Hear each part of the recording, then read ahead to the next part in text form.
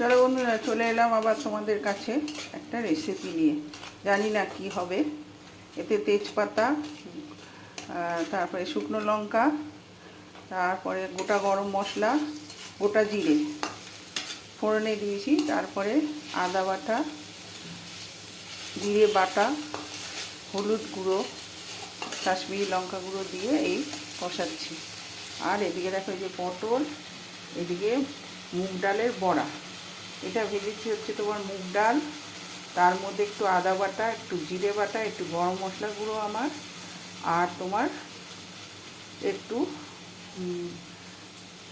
যা ভুলে গেল হলুদ, এই দিয়ে এই বড়াটা ভাজছি। দেখতে পাচ্ছ? ও আর দিয়েছি নারকেল, নারকেল করে একটু দিয়ে দিয়েছি, বাড়িয়ে নিলাম একটু। এতক্ষণ হালকা হাতে করেছি, এবার একটু বাড়িয়ে দিয়েছি, একদম হালকা হাতে করেছি।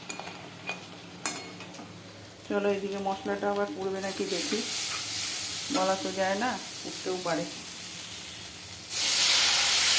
জল দিয়ে দিলাম সামান্য।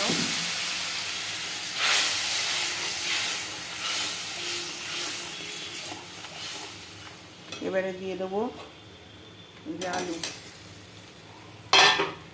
এই আলু দিয়ে দিলাম।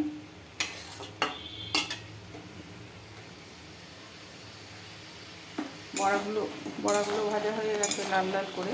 আমি না আলুর সাথেই বড়াটা দিয়ে দেবো, কেন বলো তো? বড়াটা তো আজকে আর গরম জলে দিতে পারলাম না, নুন গরম জলে শক্ত থেকে যায়। চলো দেখবে কীরকমভাবে আমি আলু কষানোর সাথে বড়াটা দেবো। আজ টমেটো ছিল না, দিতে পারলাম না।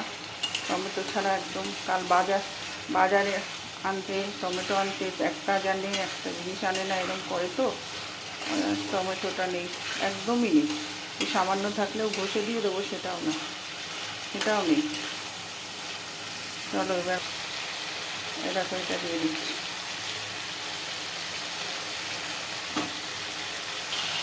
আর যারা গরম মশলা গুঁড়োটা দিইনি, নামাবার আগে দেবো। না এত নিরামিষ করতে হয় না, কীভাবে করবো কী করবো বুঝতে পারি না, জানো তো। তার মধ্যে সব ভাজো করো, নাহলে তো আবার টেস্ট আছে না। আলু ভাজো আর পটলটা বাবারে, পটলের তরকারি তো আমার একদম ভালো লাগে না। চলো এবারে এটা দিয়ে দিই, জলটা টেনে নিয়েছে তো। এবারে তোমার বড়াটা পুরো দিয়ে দিই।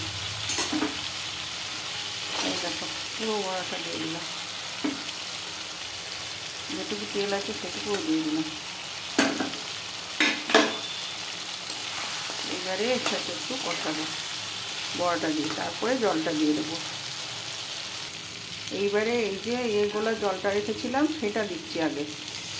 কী বলো তো, ডাল বেটে নিয়েছিলাম সেইগুলা জলটা দিলাম আগে।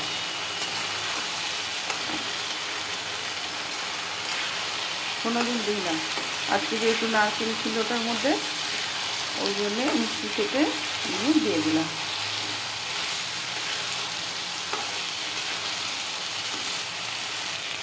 চলো বন্ধুরা জলটা দিয়ে দিই। দেখো জল দিয়ে দিলাম। এবার একটু ঢাকা দিই, তারপরে আবার তোমাদের কাছে আসছি। হ্যাঁ চলো এবার ঢাকাটা খুলে দেখি কি দাঁড়ালো। ফুটছে।